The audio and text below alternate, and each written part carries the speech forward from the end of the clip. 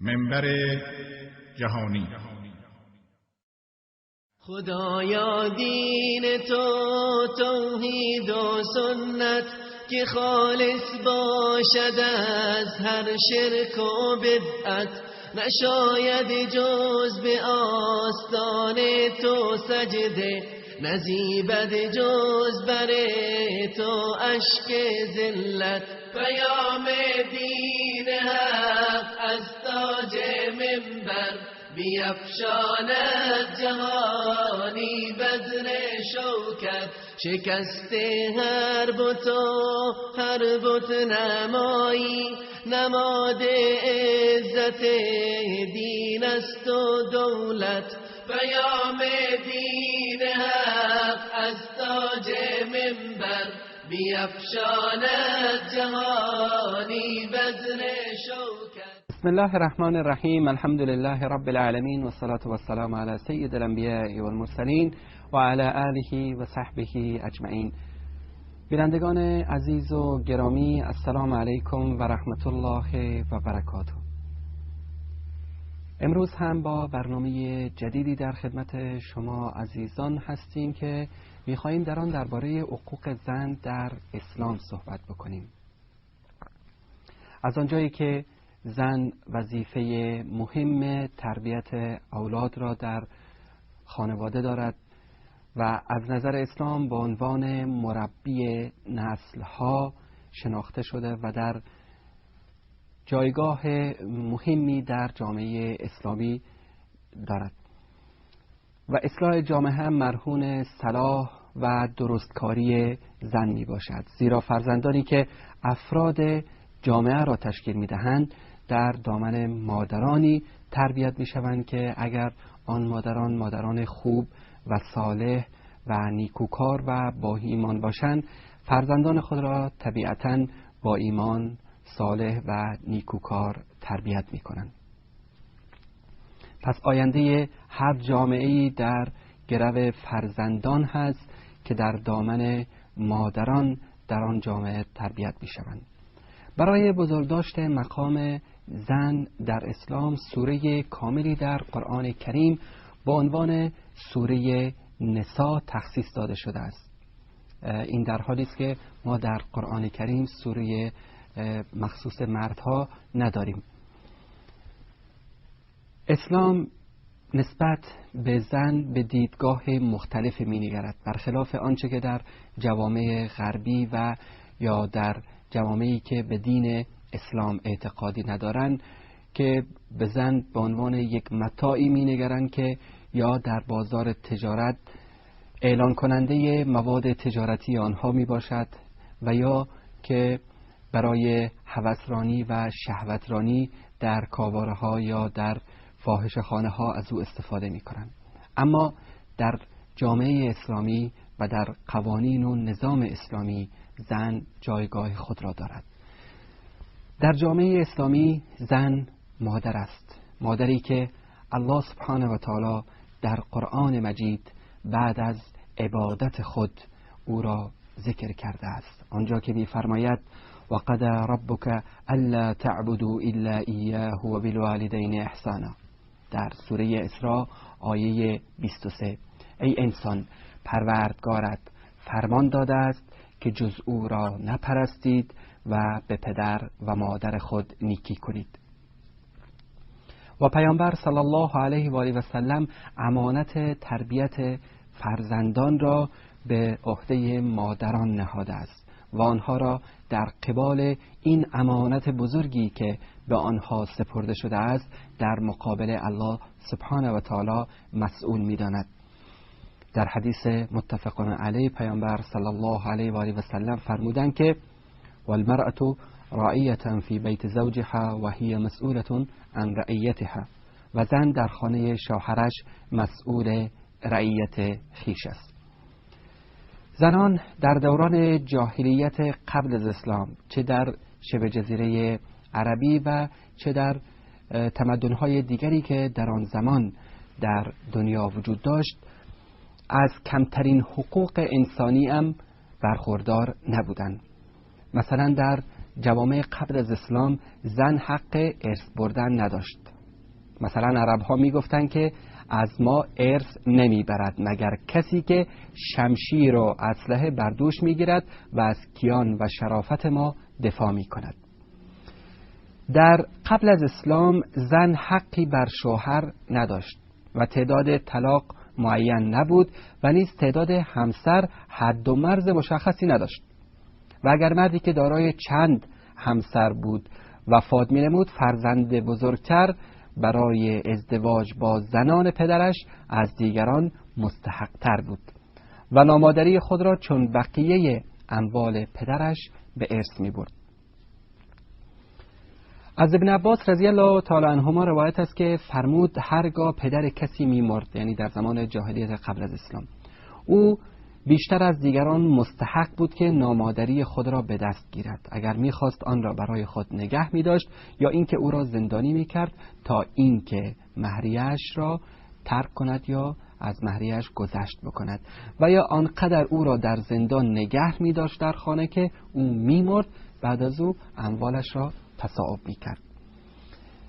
عدت زن در زمان جاهلیت 1 سال بود و خیلی وحشتناک و ذلتبار این است که در این دوران عدت، در دوران 1 سال بعد از مرگ شوهر، زن باید در خانه می بود، از خانه خارج نمی شد، غسل نمی کرد، لباسهایش را عوض نمی کرد، ناخنهایش را کوتاه نمی کرد، آرایش نمی کرد، عطر نمی زد، هیچ گونه، یعنی از امکانات زندگی که یک انسان حق دارد که از آن برخوردار باشد، یک زن حق نداشت در جاهلیت قبل از اسلام از آن برخوردار باشد.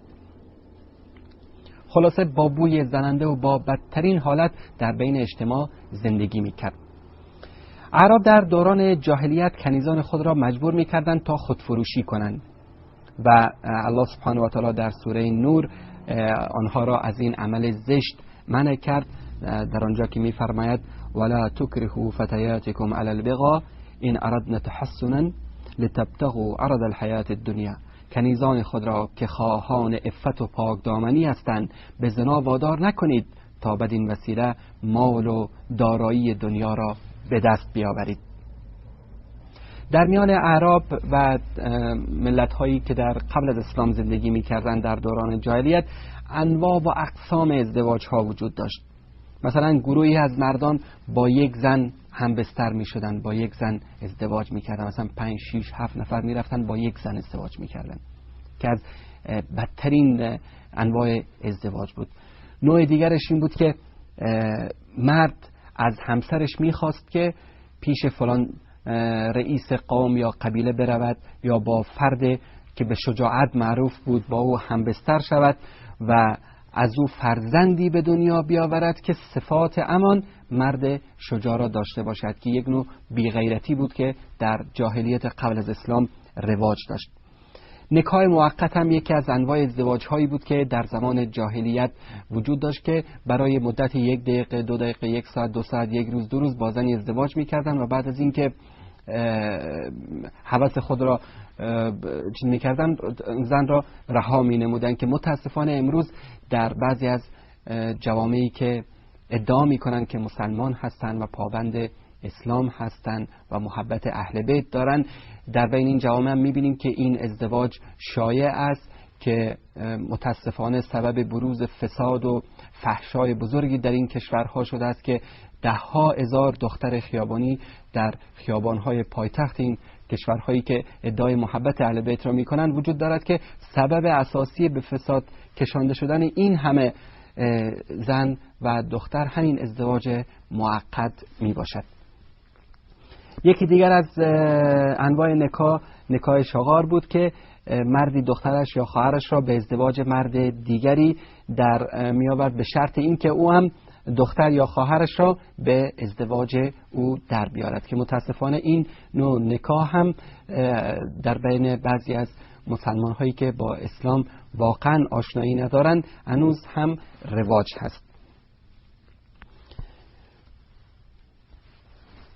بینندگان عزیز و گرامی، اسلام آمد تا همه این حقوق پایمال شده زن و همه این بدبختی ها و ظلم و ستمی که زن در قبل از اسلام متحمل آن میشد را از بین ببرد و آن حقوقی را که شایسته یک انسان واقعی است به زن بدهد. شما فکر بکنید که در زمان جاهلیت اگر خانه کسی دختر میشد، دختر خود را زنده به گور میکردند. یعنی برای آنها ننگ و عار بود که در خانه آنها دختری به دنیا بیاید. اسلام آمد و از زبان پیامبر صلی الله علیه و آله و سلم گفت که اگر شما یک دختر را 3 دختر را تربیت بکنید مستحق جنت میشوید، اگر 2 دختر را تربیت بکنید مستحق جنت میشوید. یعنی یک بها و ارزش داد به دختر در اسلام، در حالی که در زمان جاهلیت الله سبحانه و تعالی در قرآن کریم سوره نحل آیه 59 می‌فرماید یتوارا من القوم من سوء ما بشر به ایمسکه علی هون ام یدسه فی التراب الا ساء ما یحکمون. و هنگامی که به یکی از آنها مژده تولدی دختری داده میشد، صورتش سیاه میگردید و مملو از خشم و غضب و غم و اندوه میشد و از قوم و قبیله خود به خاطر این مژده بدی که به او داده میشد خیشتن را پنهان میکرد. آیا این ننگ را به خود بپذیرد و دختر را نگه دارد و یا او را در زیر خاک زنده به گور کند؟ چه قضاوت بدی که میکردند. قرآن کریم میفرماید، الله سبحانه و تعالی میگوید که چه قضاوت بدی که میکردند. و در سوره تکویر آیه 8 و 9 میفرماید که و اذا الموءودة سئلت بأی ذنب قتلت، و هنگامی که از دختر زنده به گور شده پرسیده شود به کدامین گناه کشته شده است. اسلام هرگز زن را همچون دوران جاهلیت موجودی زشت و بی ارزش و پست نمیداند، بلکه گام‌های مؤثری برای رفع تبعیض و بالا بردن مقام زن برداشته است. اسلام همه آن حقوق انسانی و اجتماعی را که مرد از آن برخوردار است برای زن نیز مقرر کرده است و همچنین بر اساس فطرت و ساختمان جسمانی و روحی و آنچه مناسب حال اوست وظایفی را برای زن در نظر گرفته است. از آنجایی که مرد دارای نیروی جسمانی و عقلی کاملتر و به دلیل کنترل احساسات عاطفی و توانایی و مقاومت در برابر مشکلات و صبر بر سختی‌ها، اسلام مرد را مسئول امور زن قرار داد تا از زن دفاع کند و از دسترنج خود برای او انفاق کند و حقوق او را مانند یک انسان قبول داشته باشد. الله سبحانه و تعالی در سوره حجرات آیه 13 می‌فرماید که یا ایها الناس انا خلقناكم من ذكر وانثى وجعلناكم شعوبا وقبائل لتعارفوا إن أكرمكم عند الله أتقاكم إن الله علیم خبیر. ای مردمان، ما شما را از یک مرد و زن آفریدیم، یعنی از آدم و حوا علیهم السلام، و شما را ملیت‌ها و قبایل گرداندیم تا همدیگر را بشناسید. بیگمان گرامی ترین شما نزد الله متقی ترین و پرهیزگار ترین شماست. اسلام آمد و همه آن حقوق پایمال شده را برای زن داد، بلکه او را در پاداش و در اجر و در ثواب و در حقوق همسان مرد قرار داد. در سوره احزاب آیه 35 الله سبحانه و تعالی می فرماید إن المسلمين والمسلمات والمؤمنين والمؤمنات والقانتين والقانتات والصادقين والصادقات والصابرين والصابرات والخاشعين والخاشعات والمتصدقين والمتصدقات والصائمين والصائمات والحافظين فروجهم والحافظات والذاكرين الله كثيرا والذاكرات أعد الله لهم مغفرة وأجرا عظيما.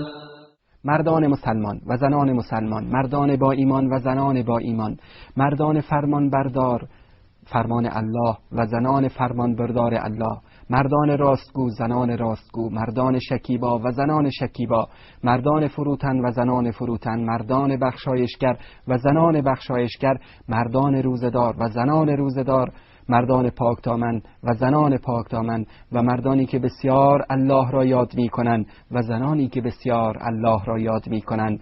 الله برای همه آنها آمرزش و پاداش بزرگی فراهم ساخته است. پس در اسلام زن از همه آن حقوقی که به عنوان یک انسان باید برخوردار باشد برخوردار است. امیدوار هستیم که الله سبحانه و تعالی به سبب پیروی ما از قرآن کریم و سنت رسول اکرم صلی الله علیه و آله و سلم همه ما و خاصتا شما بینندگان عزیز و گرامی را مستحق جنت الفردوس بگرداند. در پناه حفظ او تعالی باشید. سلام الله علیکم و رحمته و برکاته. خدایا دین تو توحید و سنت که خالص باشد از هر شرک و بدعت، نشاید جز به آستان تو سجده، نزیبد جز بر تو اشک ذلت. پیام دین حق از تاج منبر بیفشاند جهانی بذر شوکت. شکست هر بت و هر بت نمایی، نماد عزت دین است و دولت.